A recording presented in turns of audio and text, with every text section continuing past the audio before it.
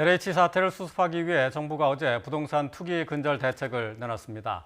여러 방안을 내놨는데 핵심은 현재 4급 이상 공무원과 공공기관 임원 대상인 재산 등록을 전체 공무원 또 공공기관 직원으로 확대하겠다는 건데요. 실효성 논란이 일고 있습니다. 이와 함께 임대차 3법 국회 통과 직전 자신이 소유한 강남 아파트의 전세 보증금을 대폭 올린 사실이 드러난 김상조 청와대 정책실장이 경질됐습니다. 싸늘한 부동산 민심은 더욱 얼어붙었는데요. 민변 민생경제위원장인 김태근 변호사와 함께 자세한 얘기 나눠보겠습니다. 안녕하십니까? 네. 안녕하세요. 자, 민변과 참여연대가 투기 의혹을 제기한 게 지난 2일이었고요. 이제 네. 한 달이 다 돼가는데 그동안 민심이 급격하게 악화가 됐습니다. 자, 부랴부랴 어제 정부가 부동산 투기 근절 대책을 내놨는데 말이죠. 종합적인 최종판이다 이렇게 평가할 수 있을까요? 일단 저희는 괜찮은 발표였다라고 평가하고 있고요. 예. 3월 2일부터 지금까지 거의 뭐 한 달 동안 계속 제가 이렇게 방송을 하고 있을지도 몰랐는데 네. 총평을 말씀을 드리면 지난번에도 이 방송에서 말씀드렸던 것 같은데 일단 불행 중 다행이라고 평가를 네. 하고 싶습니다. 그 이유가 뭐냐면 이 공직자의 부동산 투기 비리는 1970년도 강남 신도시 개발서부터 이미 지난 50년간 계속되어 왔던 사건이었습니다. 근데 그럼에도 불구하고 이 사건 하면서도 저희가 또 다시 검토를 해봤는데 공직자의 부동산 투기에 대해서 너무 허술하게 대비가 되어 있었고요. 예. 그리고 이제 어제 그 대통령 그 회의를 통해서 발표한 정부의 대책과 관련해서는 일단 공직자 이 사건이 두 가지 쟁점이 있습니다. 첫 번째가 그 공직자 부패 문제, 네. 그리고 두 번째가 부동산 투기 문제. 그 공직자 부패 문제에 대해서는 어제 그 정부의 발표 대책이 매우 괜찮았다라고 평가를 하고 싶고요. 예. 그리고 부동산 투기와 관련해서는 지금 농지 투기에 대해서만 실질적인 대책을 내놓은 것 같고 그밖에 이제 나머지 이른바 민간 부동산 투기 부분에 대해서는 앞으로 갈 길이 멀다라고 네. 말씀드리고 싶습니다. 예. 근데 이번 사태가 이렇게 이제 벌어지게 된 그 중심에 있는 LH와 관련해서는 어떤 식으로 앞으로 이제 개혁을 하겠다라는 부분은 빠져 있거든요. 이거는 앞으로의 수사 상황이라든지 이런 걸 보고 또 병행해서 뭔가 다른 대책을 내놓겠다는 건가요? 어떻게 봐야 될까요? 어제 제가 발표한 정부의 대책 내용을 봤는데요. 예. 아예 빠져 있지는 않고 별첨에 혁신 추진 방향이라고 나옵니다. 예. 근데 이제 LH 공사가 공사 직원 10,000명이 되는 매우 큰 직원이에요. 큰 회사입니다. 큰 기업이라 이거에 대해서는 당장에 이 LH 공사를 어떻게 해야 할지 쉽게 결정하기는 쉽지 않죠. 쉽지 않고 그래서 이 부분에 대해서는 좀 더 시간을 두고 검토를 하겠다는 거고 지금 예. 정부의 계획을 보면 LH공사의 조직 기능을 조정하고 내부 통제를 강화하고 방망 경영을 방지하겠다. 그래서 이 세 가지에 대해서 혁신 방안을 조속히 마련하겠다라고 지금 발표하고 있습니다. 예. 그러니까 이제 추가로 뭔가 더 대책을 내놓겠다라는 거죠. 네. 예. 자, 뭐 LH가 어떻게 해체 수준의 개혁을 단행할지 뭐 좀 더 이제 그 내용은 정부에서 어떻게 계획을 할지 좀 지켜봐야 되겠습니다만 어제 이제 발표된 내용 가운데 가장 이제 눈길을 끌었던 것이 모든 공무원들에 대한 재산 등록이거든요. 사실 지금 전체 공무원이 110만 명에 가까운데 말이죠. 어마어마한 뭐 행정력 낭비가 될 것이다라는 지적이 벌써부터 나오고 있어요. 이 부분은 꼭 해야 되는 것인지. 그러니까 지금까지는 4급 이상이잖아요. 이걸 9급 이상 모든 공무원한테 해당되는 재산 조사를 한다는 게 실현 가능성이 있는 것이고 또 그렇게 꼭 해야 되는 것이냐 하는 거에 대해서는 어떻게 생각하세요? 일단 실현 가능성에 대해서는 각 지방자치단체에서 각자 하면 충분히 가능할 것으로 판단을 하고요. 근데 이와 관련해서 국민들의 여론은 그런 것 같습니다. LH공사 직원들의 부동산 투기와 관련해서 예. 공직자들이 사실 국가 정보에 대해서 가장 우선적으로 먼저 정보를 취득할 수 있는데 과연 공직자들을 그냥 놔둬서 될 수 있을까? 이제 이 부분에 대해서 불신이 있는 것 같고요. 예. 그에 대해서 공직자들의 신뢰 회복을 하기 위해서는 공직자 재산 등록을 하고 이거에 대해서 일단 하게 하고 다만 이제 공직자 등록 재산 등록과 또 별도로 이거는 이제 또 공개하는 문제는 또 별개의 문제인 것 같습니다. 일단은 재산 공개를 할 때는 또 사생활 침해 문제가 있고 재산이 너무 많아도 문제지만 재산이 너무 적어도 또 문제가 될 수 있기 때문에 그래서 공직자 재산 등록은 저희 입장은 타당하다라는 생각을 하고 있고요. 예. 다만 공직자의 등록된 재산을 공개하는 거에 대해서는 매우 신중하게 해야 한다라는 말씀을 드리고 싶습니다. 예. 그리고 공직자가 이제 그 혹시나 부동산을 사고 팔거나 이렇게 변화가 있을 때는 새로운 이제 부동산 취득에 대해서는 신고를 하게 돼 있거든요. 이 부분도 새롭게 좀 추가가 됐는데 뭐 실효성이 있다고 보십니까? 실효성 매우 있죠. 실효성 매우 있고 이제 공직자들이 실제 신고를 이제 부동산을 취득할 때 신고를 하게끔 하면 공직자들은 매우 이제 신중할 수밖에 없고. 네.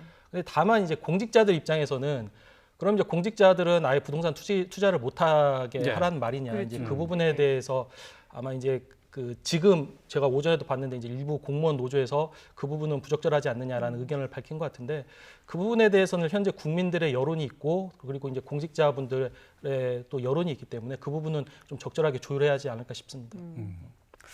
어제 뭐 정부의 대책은 예방에서부터 적발, 처벌, 또 환수까지 이제 전체를 다 아우르는 종합 대책으로 나왔어요. 이제 이 가운데 또 눈길을 끌었던 것이 부당 이득에 대해서 5배까지 환수하겠다 하는 부분인데 여기에 또 소급 입법까지 얘기가 되고 있어요. 현실적으로 법적으로 좀 문제가 없는 것은 아닌지 한번 좀 평가를 해주시죠. 그 어제 정부의 발표 전까지만 해도 소급 입법으로 하겠다라고 하면서 여당에서 엄청 밀어붙였죠. 근데 대통령 회의 거쳐서 발표된 정부의 대책 발표를 보면 제가 지금 발표 자료를 가지고 있는데 네. 소급 입법 얘기는 빠진 것 같습니다. 그건 빠졌어요? 소급 입법 얘기는 빠졌고 왜냐하면 소급 입법에 의한 형사처벌은 현행 헌법상 금지가 돼 있습니다. 물론 이거에 대해서 또 저도 계속 듣고 있는 얘기는 이제 국민들의 또 SNS 여론은 친일파 재산은 환수했는데 왜 LH공사 직원은 환수를 못하는 거냐 이제 이런 여론을 말씀하시고 물론 이제 LH공사 직원들이 형사처벌 받으면 당연히 이 부분에 대해서 투기익을 몰수할 수 있겠지만 문제는 이제 형사처벌을 못 받을 경우 이제 문제가 되는 건데 근데 이 부분에 대해서는 일제 식민지 시절에 우리 민족의 재산을 착취했던 분들과 1970년대 강남 신도시 개발을 통해서 지난 50년간 계속되어 온 공직자의 투기 비리와 좀 경중은 구분을 해야 한다는 게 대체적인 법률 전문가들의 의견인 것 같습니다. 그래서 이 부분에 대해서는 국민들께서 좀 양해를 해주시면 좋겠고요. 이 부분에 대해서는 최대한 어제 정부 발표에서도 그랬는데 행정 절차를 통해서 소급해서 투기익을 환수하겠다. 예를 들면 제가 지난 방송에도 말씀드렸는데 농지법에 허위 용농을 이유로 농지를 취득했을 경우는 농지를 처분 명령을 할 수가 있습니다. 그래서 이제 이거를 뭐 처분 명령 기간을 앞으로 그 농지법에 1년 뒀었는데 이걸 1년 하지 말고 바로 최대한 단기간 내에 해서 처분 명령을 통해서 투기익을 최대한 환수하겠다라고 지금 발표한 상태입니다. 아니, 소급 입법을 추진하지 않는다면서 부정한 방법으로 얻은 이득에 대해서 환수하는 방법이 또 있어요, 그러면? 그러니까 그 환수할 수 있는 방법이 지금 농지법상 처분명령 제도인데 그걸 이제 처분명령을 하면 이 투기 혐의자는 안 팔아도 돼요. 안 팔아도 되는데 그거에 대해서 그 지방자치단체장은 그 매달 토지 공시가격에 매년 토지 공시가격의 20%씩 이행강제금을 부과할 수 있습니다. 그래서 5년을 부과하면 현행법으로 가능하다 이거죠. 그 원본 100%는 회수할 수 있는 그런 구조입니다. 근데 그랬을 때 그러면 이 사람들이 나중에 보상받을 수 있는 그 투기익을 어떻게 환수할 거냐. 이제 그게 국민들의 지금 관심사인 것 같은데 그 부분은 지금 이분들이 아직 보상을 받지 못했어요. 보상을 받지 못했기 때문에 보상은 행정적인 부분입니다. 형사처벌이 아니기 때문에 이 부분은 소급적으로 규정을 바꿔서 해결할 수 있을 것으로 판단하고 있습니다. 보상에 대해서는 또 소급 적용이 가능해요? 네. 그렇군요. 근데 지금 이번 LH 사태에서도 그렇지만 사실은 이 공무원들이 이제 재산 등록이나 이런 거는 본인 기준인 거잖아요. 예를 들어서 만약에 뭐 가족이라든지 친인척 명의 아니면 뭐 지인을 통해서도 이렇게 또 간접 투자를 할 수 있는 방법들이 있는데 만약에 그런 것까지도 다 이게 걸러낼 수 있느냐 어제 그 발표로 그런 부분에 대한 우려도 있더라고요. 차명 투기는 걸러낼 수 없죠. 차명 투기는 걸러낼 수 없고 제가 YTN 뉴스를 통해서 계속 말씀을 드리는 게 차명 투기를 확실히 걸러내기 위해서는 현재 부동산 실명법상 원칙적으로 부동산은 실명 등기를 하게 돼 있습니다. 그럼 차명 등기를 할 때는 이거에 대해서 형사처벌 규정을 높이면 됩니다. 그리고 그 차명 투기한 토지에 대해서 못 돌려받게 하면 되고요. 근데 현재는 형사처벌 규정이 명의를 빌린 사람은 5년 이하 2억 원 이하의 벌금, 명의를 빌려준 사람은 3년 이하 1억 원 이하의 벌금이에요. 근데 이 부분이 5년 이하 같은 경우는 공소시효가 최대 7년입니다.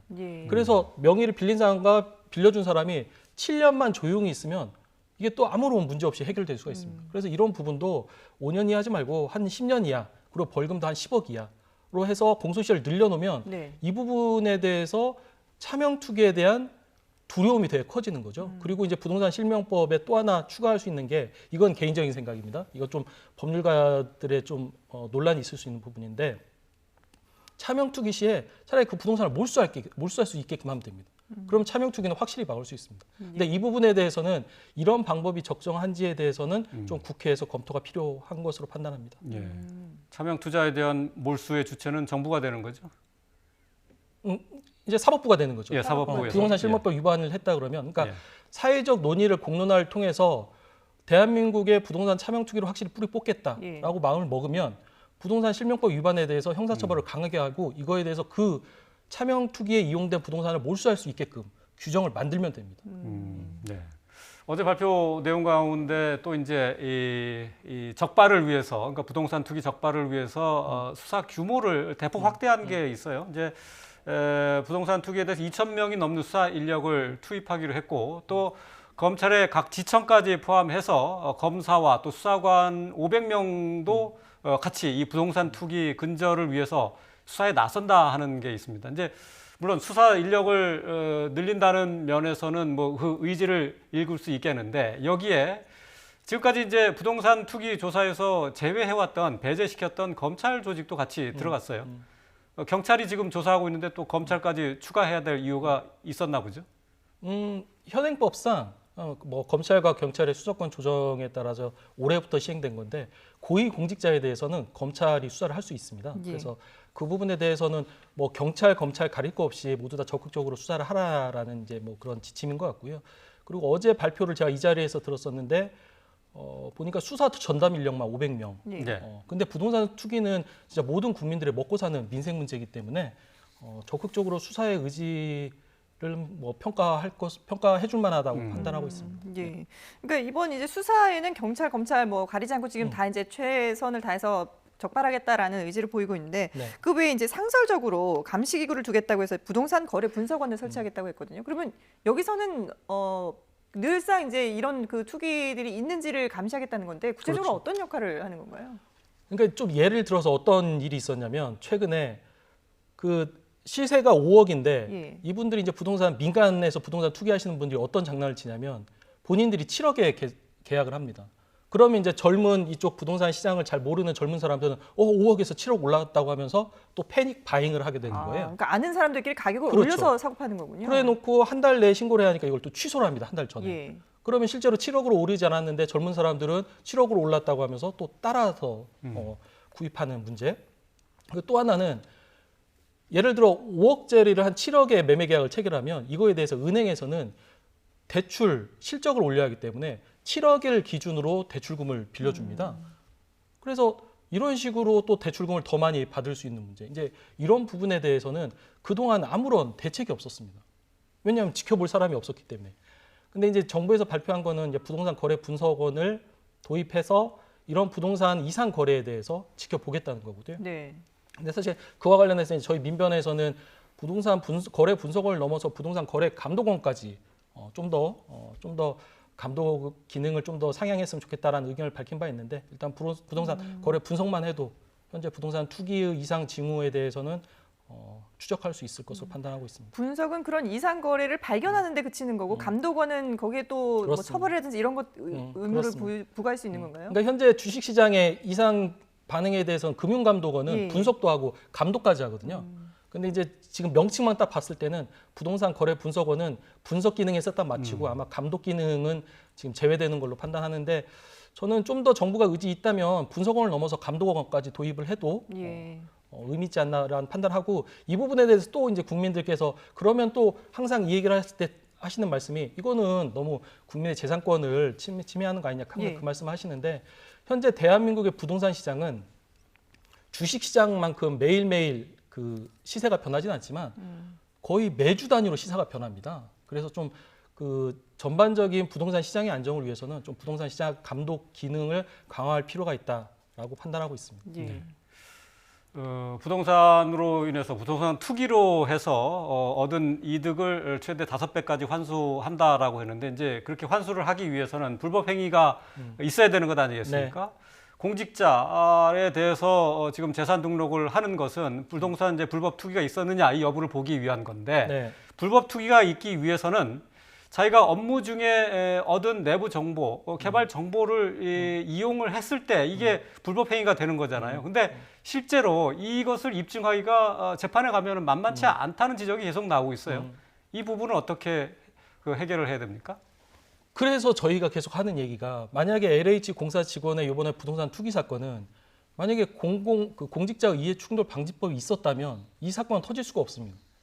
터질 수는 있겠죠. 근데 이 사건이 터졌으면 이해 충돌 방지 의무 위반이 되기 때문에 네. 이분들은 바로 업무 관련성을 굳이 수사기관에서 입증하지 않아도 형사 처벌이 대상이 되고요. 그래서 몰수 추징할 수가 있습니다. 근데 이해충돌 방지법은 그 업무와 직접 연관돼 있는 사람들만 해당되는 거잖아요. 근데 만약에 그 주변에 있는 직원들이 그 업무를 직접 담당하는 사람들로부터 정보를 얻고 투기를 한 경우에는 가려낼 방법이 없지 않습니까? 그러니까 예를 들어 공직자 이해충돌 방지법 이제 지금 제정 법안인데 제정 법을 어느 정도의 인적 대상을 할 건지, 그러니까 공무원의 범위를 어디까지 할 건지, 업무의 범위를 어디까지 할 건지인데 대체로 공직자 이해충돌 방지법 제정 법안을 보면 굉장히 범위가 넓습니다. 그러니까 예를 들어 LH 공사 직원들이 네. 토지 개발을 하는 직원들이 부동산 구입을 한다. 이 부분은 국민들이 봤을 때는 이해충돌 행위로 보이거든요. 네. 그다음에 LH 직원 그러면 전 직원이 모두 그 부동산 구입을 하면 안 된다는 얘기가 되네요. 하면 신고를 하게 돼 있는 거죠. 왜냐하면 이해충돌 우려가 있기 때문에. 업무와 상관없이. 그렇습니다. 현재 공직자 이해충돌 방지법안이 그래서 꼭 필요한 법안입니다. 예. 범위가 상당히 넓네요. 그러면. 그렇습니다. 그래서 이제 공직자들은 오히려 계속 지금 국회에도 계속 그걸 통과하는데 시간을 보내는 이유가 국회의원도 당장에 그 부분 제약을 받거든요. 그렇네요. 근데 국민들 입장에서는 이 부분에 대해서 굳이 나중에 이걸 입증하려고 하지 말고 미리 막으면 좋은 거죠. 예. 그래서 국회에서 최대한 빨리 공직자 이해충돌 방지 법안을 최대한 엄격하게 제정하는 게 필요하다고 판단합니다. 마지막으로 짧게 질문 한 가지만 더 드리겠는데 지금 이제 부동산 민심이 워낙에 안 좋다 보니까 정부에서 이렇게 어제 부동산 투기를 근절할 수 있는 대책을 발표하지 않았습니까? 그런데 어제 공교롭게도 김상조 청와대 정책실장이 이제 그만뒀는데 그 이유가 역시나 또 부동산과 관련된 거여서 더 민심이 좀 악화되는 게 아닌가 싶거든요. 어제 그 사태에 대해서는 어떻게 분석을 하세요? 저 계속 YTN 뉴스에서 나와서 그 말씀 드리는데요. 예. 굳이 저희는 사람에 초점을 맞추고 시스템에 초점을 맞췄으면 좋겠습니다. 예를 들어 저는 계속 방송에 나와서 지역균형 발전이 필요하다고 생각을 해요. 네. 대한민국의 부동산 시장은 지금 서울에 50%가 모여있기 때문에 이걸 이대로 방치하면 서울의 대한민국 부동산 투기는 계속 버블을 만들 수밖에 없습니다. 그러면 제가 만약에 지역균형 발전을 얘기했다고 해서 근데 저는 서울에서 일하고 있거든요. 근데 이제 이런 진보적인 대안을 얘기할 때 그 사람에 초점을 맞추면 적절하지 않은 것 같고요. 항상 이제 국민들께서 좀 지혜를 모아 주실 게 우리가 현재 대한민국의 부동산 투기와 부동산 버블을 막기 위해서 어떤 대안이 필요한지에 대해서 더 많은 초점을 맞춰 주시면 감사하겠습니다. 그러니까 김상조 실장의 경질에서 그러니까 정부의 의지를 읽어달라 그런 그러니까 얘기가 되겠네. 예. 뭐 김상조 그 부분에 대해서는 일단 솔선수범했으면 좋았겠죠. 예. 예. 근데 이제 개인에 대해서 비판을 크게 할 문제는 아닌 것 같다. 저는 뭐 그렇게 생각하고 있습니다. 예, 알겠습니다. 네, 지금까지 민생경제위원장인 김태균 변호사와 함께 자세한 얘기 나눠봤습니다. 잘 들었습니다. 네.